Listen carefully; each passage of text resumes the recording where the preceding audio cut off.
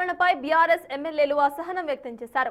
6 గ్యారెంటీలకు చట్టబద్ధత కల్పించాలని సబితా ఇంద్రారెడ్డి డిమాండ్ చేశారు.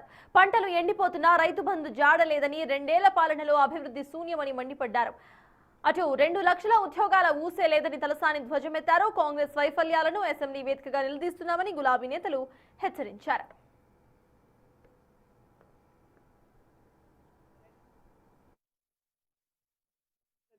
రైతుల సమస్యల పట్ల ప్రస్తావిస్తాం, సమాధానం ఇవ్వాలి.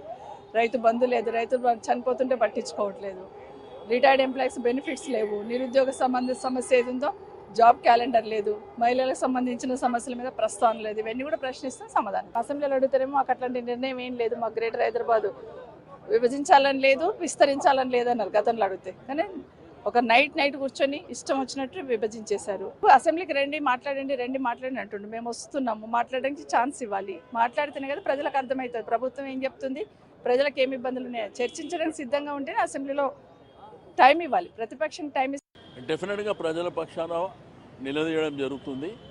అదేవిధంగా వాళ్ళ 6 గ్యారెంటీలు కూడా ఇంకెప్పుడు అమలు చేస్తారు? 2.5 సంవత్సరాలు వస్తుంది. కాబట్టి మీరు ప్రజలకు ఇచ్చినటువంటి హామీలు ఏంది, ఈరోజు మీరు చేస్తుంది ఏంది? ఈరోజు ప్రజాప్రతినిధులుగా మేము ఎక్కడికి పోయినా ప్రజలు అడుగుతున్నారు. మేము అక్కడ పోయి పెన్షన్ ఇచ్చేటప్పుడు సార్ 4,000 ఇస్తున్నారు కదా ఏమైనా అని అడుగుతారు.